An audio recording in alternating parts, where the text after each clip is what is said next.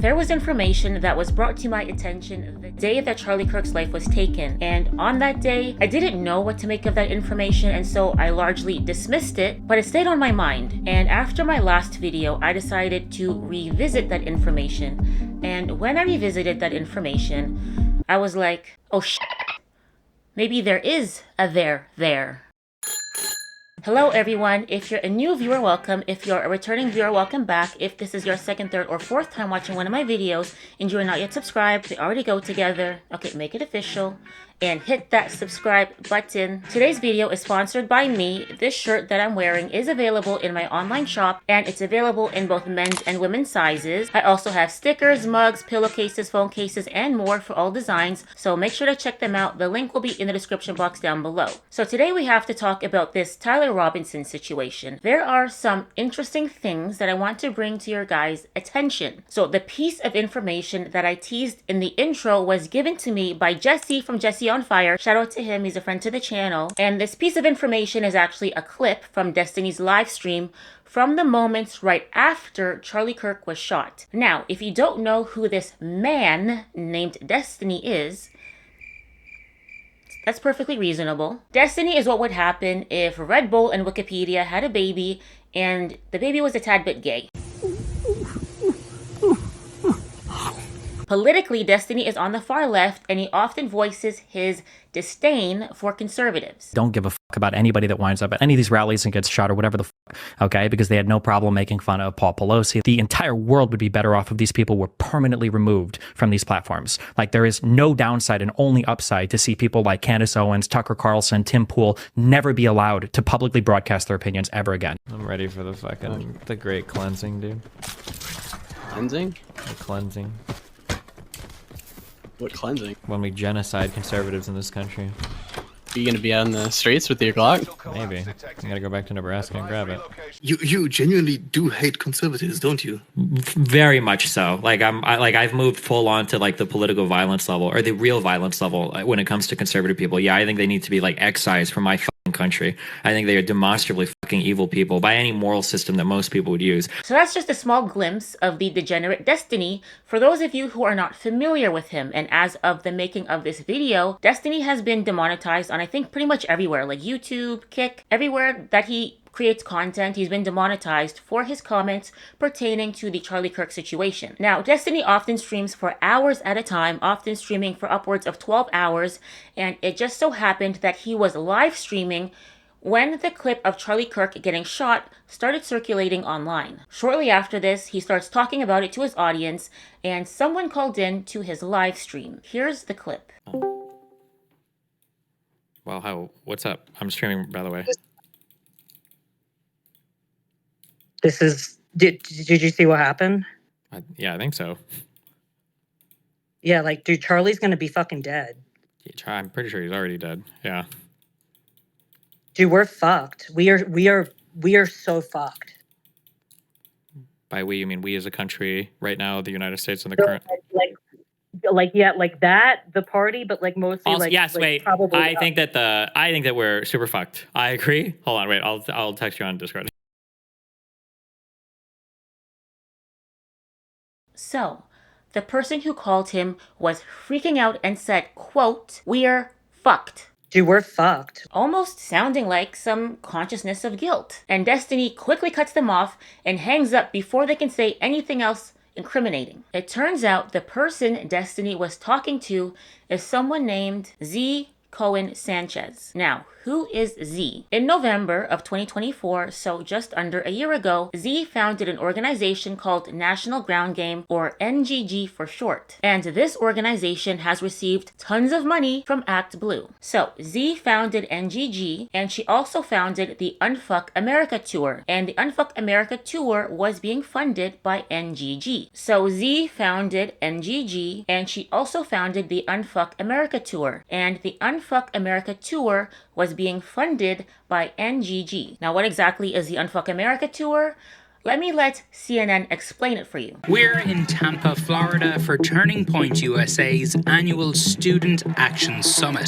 TPUSA is a voter-driving juggernaut for the Republican Party, led by 31-year-old Charlie Kirk. They're happy. That's why you know they haven't been on social media. But this year's event will be menaced by something called the Un-F America Tour, started by a group of progressive influencers and organizers, including the massively popular streamer Destiny. This is the all roads lead to Rome thing, right? So he can do the exact same behavior you said that Biden couldn't get away with doing. They want to bring progressive debate to Kirk's doorstep. But first, they have to get in. So Turning Point has cancelled all of Un-F America's credentials, and now they're trying to sneak in Destiny so he can debate inside here. Alright, he's in. So Destiny has made it inside the building, and we'll see how long he lasts. Absent to counter.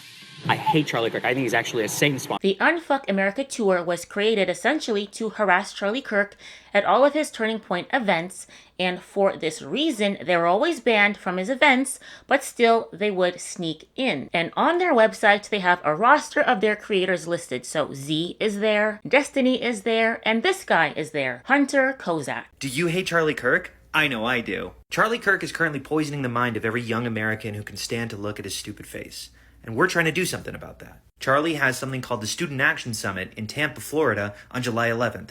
What a coincidence! That's where I'm going to be. This is me, and a whole bunch of other creators on this page are going to try to unfuck the damage that Charlie Kirk has irreparably done to the country. If you want tickets, link here. So, Charlie Kirk, bastion of free speech and the marketplace of ideas, cut off my ticket. So, what I'm going to be doing is infiltrating as a Trump supporter. So I just acted confused and said, I don't know what happened with my ticket, but I'd like to buy another one, and got right in. Now, if you guys watched my last video, you may have already recognized Hunter Kozak. Hunter Kozak presumably snuck into the Utah event, and he is the guy who was asking Charlie Kirk about trans violence and mass shootings right before Charlie was shot. Do you know how many mass shooters there have been in America over the last 10 years? Counting or not counting gang violence? His boss, Z. Cohen Sanchez, then called into Destiny's stream, freaking out and saying, "We're fucked." Dude, we're fucked. What did Z mean by that? And why did Destiny cut Z off before Z could say anything else? Dude, we're fucked. We are so fucked. By we, you mean we as a country right now, the United States and the current... Like that, the party, but like mostly Also, like yes, like wait. probably I think that we're super fucked. I agree. Hold on, wait. I'll text you on Discord. I have no proof that any of these people had foreknowledge that Charlie Kirk was going to be targeted, but it's not unreasonable to ask these questions, given the circumstances, especially since the Unfuck America tour was indirectly funded by Act Blue, a left-leaning PAC. And I know that a lot of us don't have that much faith in the FBI right now. I found this real authentic photo of the FBI conducting their investigation, okay? Yes, but in all seriousness, the FBI has said they are investigating a Discord server with a large number of individuals on it who may have had knowledge of or encouraged the attack on Charlie. Reports have suggested that the FBI is investigating a broader network of groups that may have had some knowledge of the shooter's plans. Can you give us any details on that, following up what you already said in public? How's the FBI working to find other potential accomplices, folks who may have known about the shooter's plans, folks who may have encouraged him? Any update on any of that? So in terms of what we do for an interrogation perspective, we go and reach out to the family and community immediately. And we've conducted those investigations and interrogations with local law enforcement. And we're continuing to do that because those closest to the suspect are going to hopefully know the most about the suspect and his beliefs and his ideology. On top of that, unfortunately, it has been leaked that there was a Discord chat. And for those unfamiliar with it, it's a gaming chat room online that the suspect participated in. So what we're doing, we've already done, is serve legal process, not just on Discord, so that the information we gathered is sustained and held in a evidentiary posture that we could use in prosecution should it be decided to do so. And we're also going to be investigating anyone and everyone involved in that Discord chat. Okay, very good. I see the public reports that the Discord thread had as many as 20 additional users. It sounds like you're trying to run down all of that to see if that's accurate, who else may have been on that thread, what they may have known. Is that fair to say? It's a lot more than that, and we're running them all down. It's a lot more than 20? Yes, sir. And you're running all of that to ground? Every single one. Yeah, fantastic. Something else that I want to bring to your guys' attention is another organization that is being investigated by the FBI relating to the Charlie Kirk shooting, an organization called Armed Queers SLC. Armed Queers Salt Lake City, or SLC, is now under intense federal scrutiny after Kirk, the 31-year-old co-founder of Turning Point USA, was shot dead during an event at Utah Valley University last week. His alleged killer, 22-year-old Tyler Robinson, was arrested just hours later. The FBI is probing whether Robinson acted alone or as part of a broader network. Deputy Director Dan Bongino told Fox News investigators are examining multiple warning signs and whether others may have aided or encouraged Robinson. Bongino added, "We'll also be dropping a lot of subpoenas out there, hinting at possible links to online groups and activist circles." Republican Congresswoman Anna Paulina Luna has directly linked Armed Queers Salt Lake City to Tyler Robinson, calling it an extended network under FBI investigation. Luna also questioned possible funding connections between the group and left-wing benefactors, raising concerns about broader affiliations.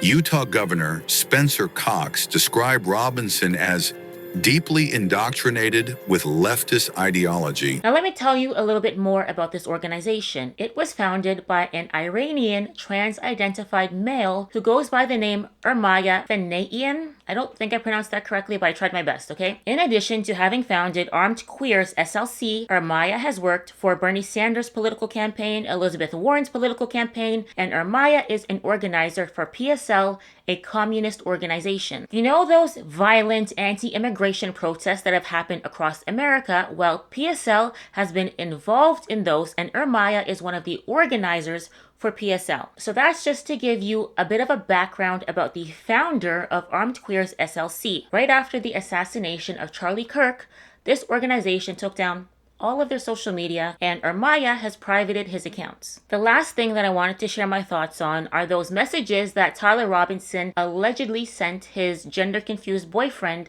immediately after the shooting. I've watched a lot of people share their thoughts on it, but there was one very obvious thing that I haven't seen anyone catch, so I just wanted to put my 2 cents in. So on the screen is the charging documents for Tyler Robinson, and it says here on September 10th, 2022, so this is a typo, should be 2025, but on September 10th, 2025, the roommate received a text message from Robinson which said, "Drop what you are doing, look under my keyboard." The roommate looked under the keyboard and found a note that stated, "I had the opportunity to take out Charlie Kirk and I'm going to take it." Police found a photograph of this note. The following text exchange then took place. After reading the note, the roommate responded, "What?" with a bunch of question marks. "You're joking, right? I am still okay, my love, but am stuck in Orem for a little while longer yet. Shouldn't be long until I come home, but I gotta grab my rifle still. To be honest, I had hoped to keep this secret till I died of old age. I am sorry to involve you." Now, this is something that I'm surprised that nobody noticed. Tyler Robinson had already left the note under the keyboard with the intention on having his gender-confused boyfriend read it, and then he goes on to say, "Oh, I was hoping to keep this secret safe until old age." That doesn't make sense. You left the fucking note underneath the keyboard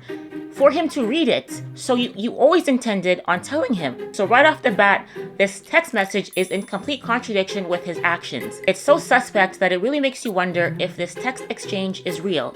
But let's continue reading. "You weren't the one who did it, right?" "I am. I'm sorry. I thought they caught the person." "No. They grabbed some crazy old dude, then interrogated someone in similar clothing. I had planned to grab my rifle from my drop point shortly after, but most of that side of town got locked down. It's quiet, almost enough to get out, but there's one vehicle lingering." Now, I've seen people point out to the fact that this language doesn't sound like language from a 22-year-old.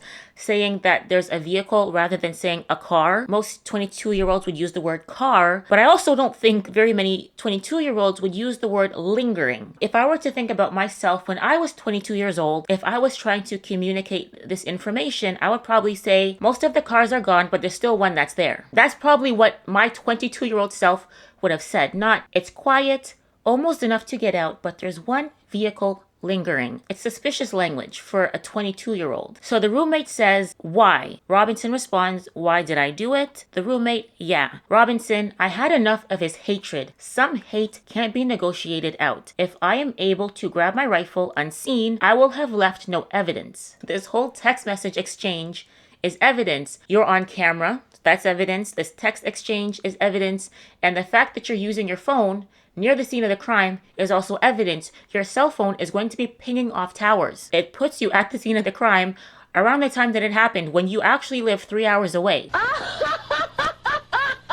Stupid. How long have you been planning this? A bit over a week, I believe. Now, a student has come forward and they said that 2 weeks before the shooting, they spotted someone who looked like Tyler Robinson on the roof of the same building where the shooting happened, and a teacher had also seen the student on top of the building, and it was weird, and the teacher asked the student, are you okay? And the student ignored them. So this shooting had been planned for at least 2 weeks in advance. I'm wishing I had circled back and grabbed it as soon as I got to my vehicle. I'm worried what my old man would do if I didn't bring back Grandpa's rifle. I don't know if it had a serial number, but it wouldn't trace to me. Now this is something that I also found very interesting, because from what we've been told, Tyler Robinson's family is very much into guns and very much into shooting. His father is former law enforcement. There's pictures of his mom and him and his brother and his father all posing with weapons at various stages of his life. We've seen pictures of him from a very young age around guns. So I would imagine that someone who has spent